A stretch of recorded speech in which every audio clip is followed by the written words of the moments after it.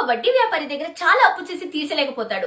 అతడు సరే నువ్వు తీర్చుకుంటే సరే, నేను ఒక పందెం వేస్తాను, ఆ పందెంలో గెలిస్తే నువ్వు అప్పు తీర్చాల్సిన పని లేదు అని చెప్తాడు. ఏంటి అంటే నేను ఈ సంచిలో 2 రాయలు వేస్తాను, ఒకటి తెల్లరాయి ఒకటి నల్లరాయి, దీంట్లో నీ కూతురు వచ్చి ఒక రాయి తీయాలి, ఆ నల్లరాయి తీసిందనుకో తను నన్ను పెళ్లి చేసుకోవాలి, నా అప్పు మాత్రం తీర్చాల్సిన అవసరం లేదు అంటారు.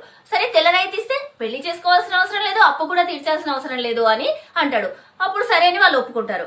వాళ్ళ అమ్మాయి వస్తూ ఉంటే అతను సంచిలోకి 2 నల్లరాలు వేయడం చూస్తుంది. కింద అన్ని చాలా రాళ్ళు ఉన్నాయి, దాంట్లో 2 నల్లరాలు ఏది దాంట్లో వేస్తాడు. ఆ మోసం ఆమెకు అర్థమవుతుంది. ఆమెకి ఇప్పుడు ఉన్న ఆప్షన్ ఏంటి అంటే ఆ మోసం చెప్పడం బయటికి, లేదా తనను నల్లరాయి తీసి పెళ్లి చేసుకోవడం, లేకపోతే వాళ్ళ నాన్న జైలు పాలైపోతాడు. ఆమె ఏం చేయాలని ఆలోచిస్తూ ఉంది. అందులో ఆ సమయం వచ్చి రాయి తీయమంటాడు.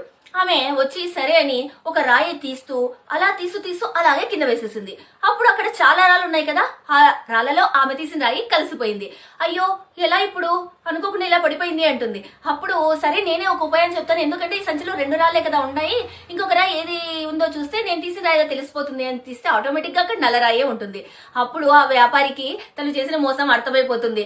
అయ్యో నేను చేసిన దాంట్లో నేనే చిక్కుకున్నానా అని. ఇప్పుడు ఆమె పెళ్లి చేసుకోవాల్సిన అవసరము లేదు, అప్పు కట్టాల్సిన అవసరం లేదు. అలాగే మనం కూడా అంతే, ఏదైనా మనకు కష్టం వచ్చినప్పుడు మనం బెంబెలెత్తిపోకుండా చాలా నిదానంగా ఆలోచిస్తే ప్రశాంతంగా మన కష్టాలకు సాల్వేషన్ దొరుకుతుంది.